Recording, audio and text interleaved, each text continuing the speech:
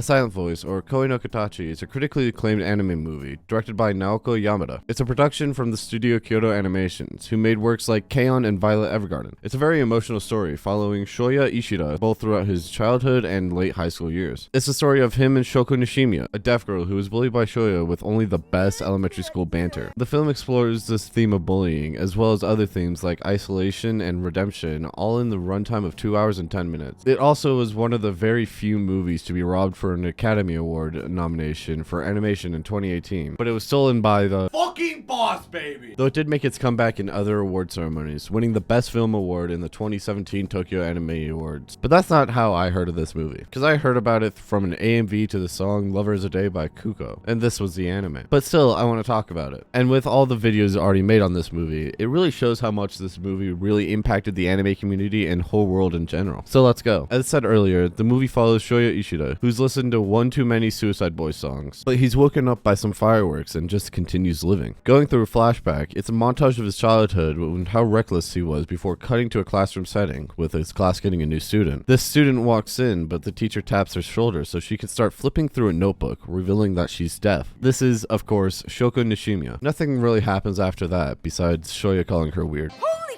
But they lived a normal life and would continue to do so, until Shoya starts bullying her because she's deaf. Shoko tried to stay positive throughout this, and would eventually end up making friends with another girl in her class, Sahara, that's trying to learn sign language to talk to her, though Sahara would also end up being bullied for a different reason and leaving school, and Shoko would still be bullied. Shoya starts doing stuff like stealing her hearing aids and throwing her notebook into a fountain. It got really bad, and when Shoko is absent, their teachers do an announcement to the classroom, and basically call out Shoya for all the BS he's been doing. This announcement didn't end up well for Shoya, and in the end his classmates and friends started bullying him in return. Shoya didn't think anything of it at first, as he continued on, and just thought that his quote-unquote friends were playing jokes on him, and he still bullied Shoko. Shoya and his mother would go to Shoko's apartment in order to pay them back for all the lost and destroyed hearing aids. But something happens between the mothers, and now Miyako is kind of beaten up. He would see Shoko after school cleaning off a desk, thinking that she must still be getting bullied, until realizing later that it's his desk. Shoya calls her a creep, and they get into this altercation, though the bullying would become a lot, and Shoko would end up transferring schools. It wasn't until after this altercation and Shoko leaving that he would realize all the writings on his desk and how much she did for him even though he treated her poorly. It cuts back to the present with Shoya walking into a building to a sign language classroom, only to see her walk behind him, and the two meet up for the first time since the 6th grade. She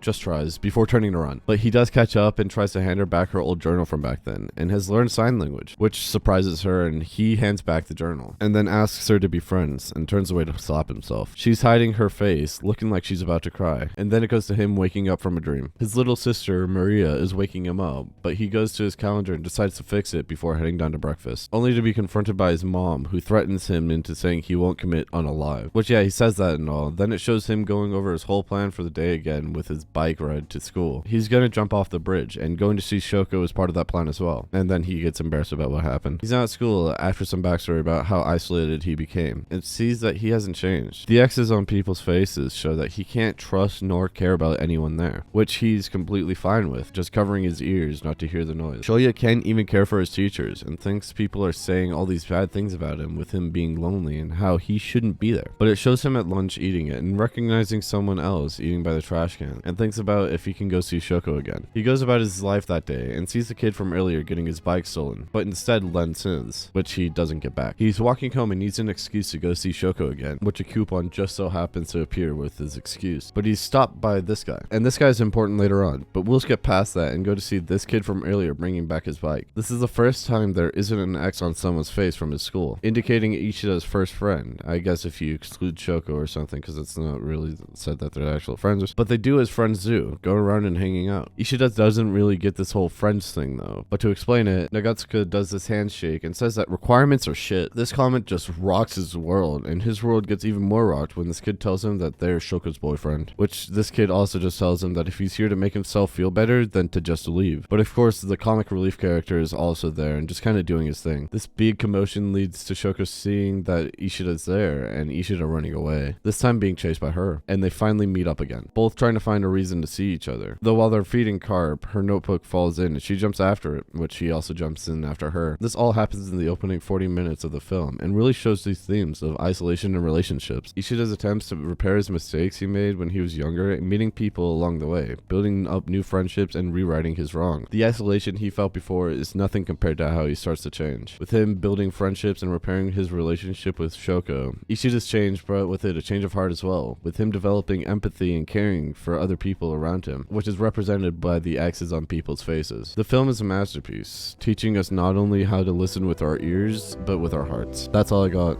I'll see you in the next one. Attack on Titan, Tokyo Ghoul.